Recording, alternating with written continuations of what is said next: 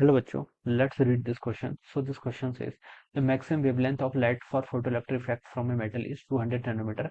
The maximum kinetic energy of the electron which is emitted by the radiation of wavelength 100 nanometer will be. ठीक है, कितनी होगी ये बताना है।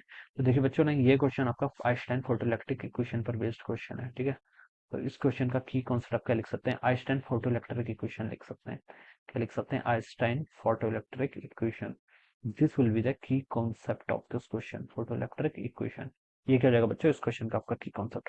आइंस्टाइन फोटोइलेक्ट्रिक इक्वेशन देखिए बच्चों है क्या, आइंस्टाइन फोटोइलेक्ट्रिक इक्वेशन ये बताती है कि जो एनएस न्यू एनर्जी होती है वो किसके इक्वल जाती है, आपकी एच न्यू नॉट प्लस आपकी के मैक्स के इक्वल। ठीक है, और यहाँ से जो आपकी मैक्सिमम काइनेटिक एनर्जी होती है जिसको हम ई टाइम्स स्टॉपिंग पोटेंशियल बोलते हैं, वो H new minus H new not के इक्वल हो जाएगी। ठीक है, ये आपकी आइंस्टाइन इक्वेशन है। ठीक है, इन दोनों में से दोनों ही सेम इक्वेशन है बेसिकली। तो ये आपके आइंस्टाइन फोटो, इसका मतलब देखिए ये है, देखिए जैसे मतलब आपकी कोई मेटल है, मेटल पर देखिए आपका कोई रेडिएशन क्या कर रहा है, इंसिडेंट कर रहा है। ठीक है, इसकी एनर्जी मान लीजिए एज न्यू फ्रीक्वेंसी, तो एनर्जी कितनी होगी, एच न्यू के इक्वल होगी। ऑलराइट, अब ये जो मेटल है देखिए इसके पास कुछ ना कुछ वर्क फंक्शन होगा। वर्क फंक्शन देखिए क्या होता है, ये वर्क फंक्शन की फिक्स वैल्यू होती है। क्या होती है, फिक्स वैल्यू। जैसे आपका टंगस्टन होगा तो उसके लिए फिक्स होगा। ठीक है, जैसे आपका सीजियम है, सीजियम के लिए वर्क फंक्शन फिक्स होगा, समथिंग इलेक्ट्रॉन वोल्ट में होगा। कोई भी मेटल हो, हर मेटल की एक सब्जेक्टिव वैल्यू होती है और एक फिक्स रहती है। ठीक है, ये किसी अदर चीज पर डिपेंड नहीं करती है। ठीक है, वर्क फंक्शन का मतलब ये होता है कि देखिए बच्चों, अगर कोई इंसिडेंट, अगर कोई इसमें कोई मेटल में अगर आपका रेडिएशन स्ट्राइक कर रहा है, ठीक है, रेडिएशन स्ट्राइक करेगा तो देखिए ये क्या करता है, रेडिएशन अपनी एनर्जी किसी इलेक्ट्रॉन को देगा। ये मेटल है तो उसके अंदर बहुत सारे लूजली बॉन्डेड इलेक्ट्रॉन होंगे, तो वो इलेक्ट्रॉन क्या करते हैं, इस एनर्जी को एब्जॉर्व करके बाहर निकलने की कोशिश करते हैं। क्या करते हैं, बाहर निकलने की। तो हम बोलते हैं जो आपका मिनिमम एनर्जी होती है, या minimum energy which is required to eject the electron from the surface of the metal, that is called the work function of the metal. इसे हम क्या बोलते हैं, आपका वर्क फंक्शन बोलते हैं। ठीक है, अब मान लीजिए देखिए जैसे इस कोई मेटल है, जैसे सीजियम बोल दिया मैंने, इसका वर्क फंक्शन मान लीजिए 2.4 इलेक्ट्रॉन वोल्ट है। ठीक है, सब्जेक्टिव मतलब मैं कुछ भी ले रहा हूँ, जनरल वैल्यू ले रहा हूँ, एक्चुअल वैल्यू नहीं है।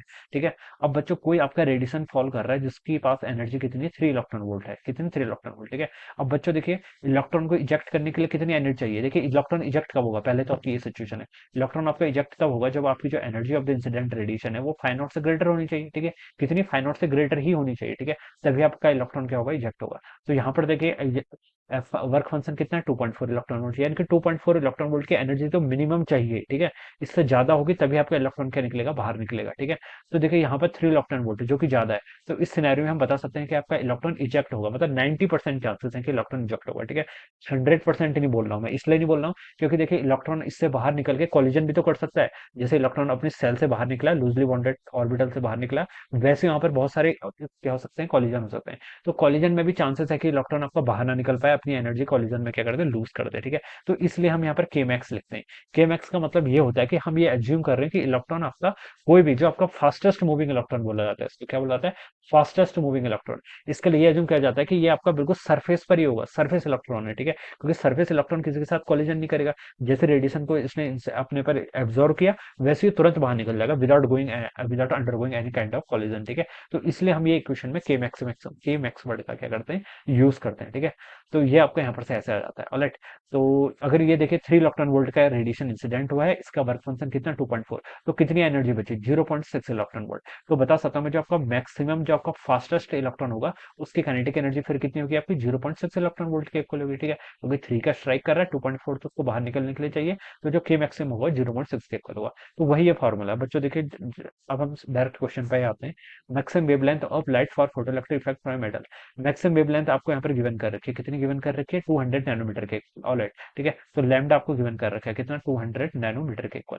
और क्या बोला गया है, maximum kinetic energy of the electron which is emitted by the radiation of wavelength 100 nanometer will be maximum which is emitted. ठीक है, दो देखिए बच्चों, जो आपका इंसिडेंट फोटोन है, ठीक है, उसकी वेवलेंथ गिवन कर रखी है कितनी, आपकी 100 नैनोमीटर के इक्वल।